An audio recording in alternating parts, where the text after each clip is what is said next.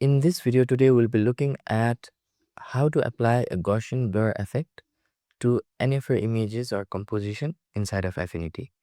So before starting, if you want to follow along with this tutorial, please find the link for the image in the description. And if you haven't subscribed to our channel yet, please hit the subscribe button for more helpful tips and tricks related to Affinity. Now with that said, let's get started with the video. So to apply a Gaussian blur effect to your images, first of all, we'll simply open our Finder window, and from the Finder window, we'll click and drag an image inside of Affinity UI like so. And now you can see the image has been placed inside of Affinity UI. And let us also click and drag our subject image as well. So I'll simply click and drag the subject image on top of our Canva to place it as well.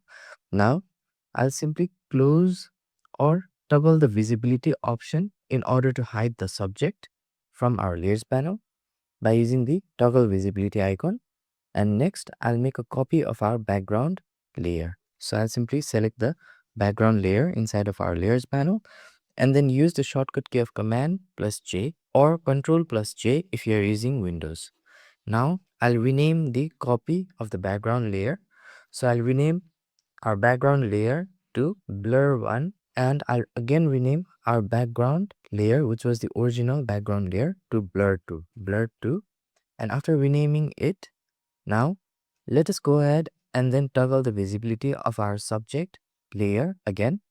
And now after toggling the visibility of our subject layer on, let's select our subject layer first. And then first of all, we'll simply get rid of the background in order to successfully place and adjust our image or subject with that of the background image. So for that, I'll navigate to the top and click on this particular Canva AI option, and then simply click on the remove background button in order to get rid of our background and only retain our subject. So let us give it some time in order to process. And now you can see that it has successfully removed the background by making a very good selection of the subject all at once. So this is very handy tool. However, if you want to access this tool, you can subscribe to the Canva AI in order to access these AI features inside of Affinity. So now I'll simply click and place our subject to, let's say, somewhere to the left like so. Now after placing the subject right here, what we can also do is simply increase the size of the subject so that it will look that our subject is closer to the view plane in this image and look much more realistic in terms of overall composition. Now, after increasing the size, the next thing that we can do is, first of all, let's select our blur 1 layer inside of the layers panel. So we want to apply a blur effect to blur 1. So the first approach to apply a Gaussian blur effect is to simply click on the pixel menu item, and from the pixel menu we can select the option called filters and then select blur option. From within the blur option we can select Gaussian option. So now you can see that it has applied the Gaussian blur effect, which is clearly visible on the blur 1 layer, which is the background of this image. And when we have selected the Gaussian blur option, you can also notice that a Gaussian blur box or the Gaussian blur panel has also opened up, where we can control the radius value in order to tell Affinity the amount of Gaussian blur value or Gaussian blur effect that we want to apply. Now, let's say if we want to increase the Gaussian blur effect to the background image, which you can see here, we can simply click on this particular slider and drag it all the way to the right like so. And you can see that as soon as we drag it all the way to the right, the more we move the slider to the absolute right, you can see the more blur effect or the Gaussian blur effect it has applied. So similarly, if we simply click and drag the slider all the way to the left, you can see that the less Gaussian blur effect it applies to our background layer. So the other way of adjusting the radius is also to simply click on the canvas or the image itself and then simply click and drag it to the right in order to increase the radius value. If you want to increase the blur effect, and click and drag all the way to the left in order to decrease the blur effect if you want to decrease the Gaussian value. Now, I think the blur that has been applied needs to be adjusted further. So for that, we can also manually type in a value or give it a number inside of this text box. So I'll type in a number of 0.2 and then hit tab. So as soon as I do that, you can see that it has adjusted the Gaussian blur effect in the background layer, as well as automatically adjusted the unit as well, which is pixels, to our value. Now, after we are satisfied, we can hit the apply button to apply the Gaussian blur effect to the blur 1 layer inside of the layers panel. So now it has burned the Gaussian blur effect to the blur 1 layer that you see here inside of the layers panel. So this is purely a non-destructive approach of applying a Gaussian blur effect. And the disadvantage of this approach is once you save and close your composition or work, you might find it difficult to revert back those effects or changes that you have applied to the Gaussian blur effect. So now, after destructively applying the Gaussian blur effect, let us simply click on the toggle visibility icon in order to hide the blur 1 Gaussian blur effect, and then simply move and select blur 2 layer inside of the layers panel. Now, in this second approach, we'll be looking at how to apply the Gaussian blur effect, which is the same effect in a very non-destructive way. And this particular second approach is the best practice to follow, since it will allow us to change or make changes or adjustment to our Gaussian blur settings at any time that we want later on after we have applied the effects. So to apply the Gaussian blur effect, we'll simply click or select the pixel menu item like before, and within it, this time instead of selecting the filters option, we'll select the option called new live filter layer, and from within the new live filter layer you can see the blur option, and the first option we have is Gaussian option.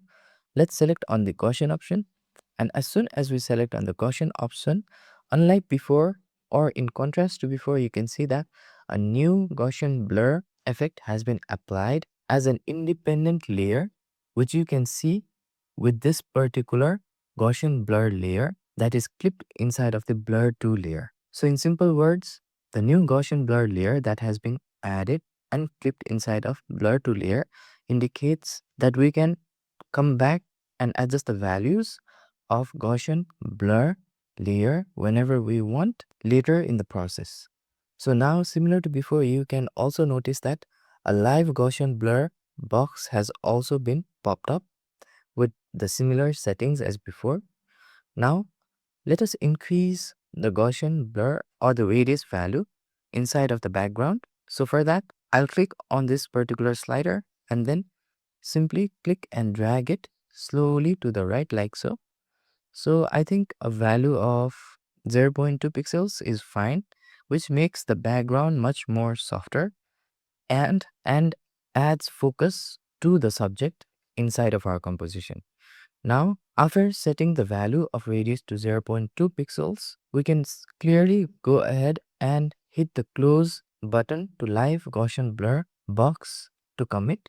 However, the next thing that I want to show is, let us simply click and first of all drag the radius value all the way to the right, and you can see that as soon as we drag the radius value all the way to the right, everything in our blur 2 layer, which is the background, has been blurred out. And if you look at the edges, you will also notice that the transparency is also starting to pop up inside of our blur to background layer. And this is because the Gaussian blur effect that we have applied did not preserve the alpha channels inside of the blur 2 layer.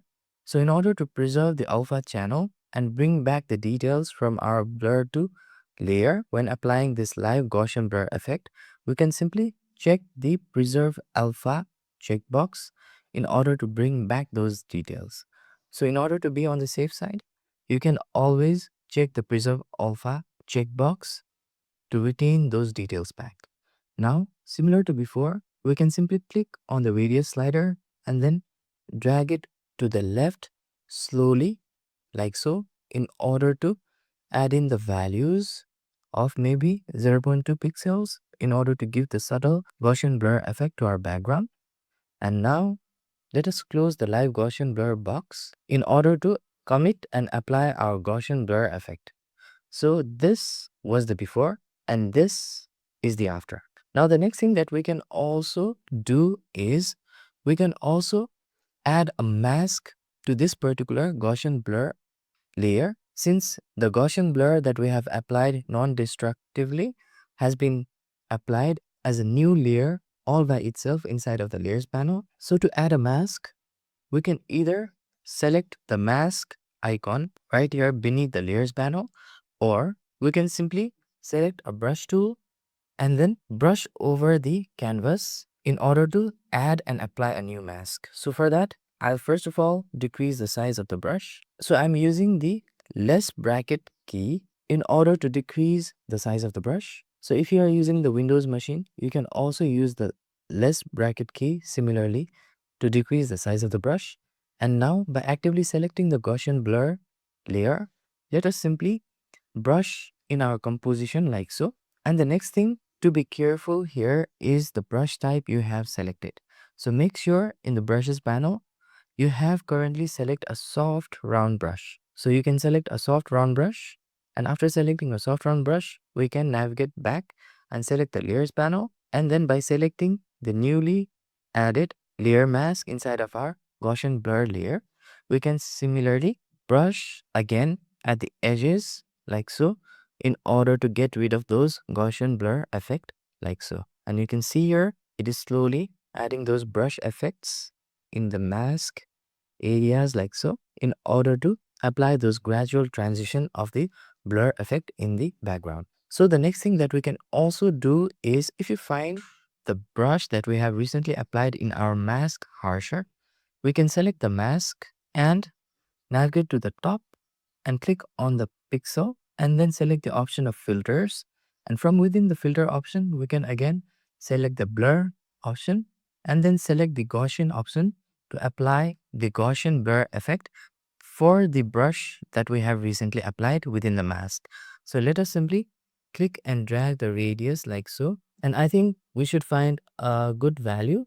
So I'll, however, crank the value to maybe at 78 pixels for now and hit on apply. And now you can see that our mask has immediately been changed here, making the brush effects that we have applied inside of the mask much more blurred out. Now, this is also the next method that you can use the Gaussian blur effect to within your composition. So now this was the before when we did not apply the Gaussian blur effect to our background there, and this is the after. So I hope you understood both of the approaches of applying the Gaussian blur effect inside of your composition, and it is always a best practice to apply the Gaussian blur effect non-destructively so that we can come back to our work or composition later and make the changes accordingly as per our preference. So if you find this information of Gaussian blur valuable in this video, then please hit the like button. And for more helpful tips and tricks related to Affinity, hit the subscribe button. Thank you for watching this video and see you on the next one.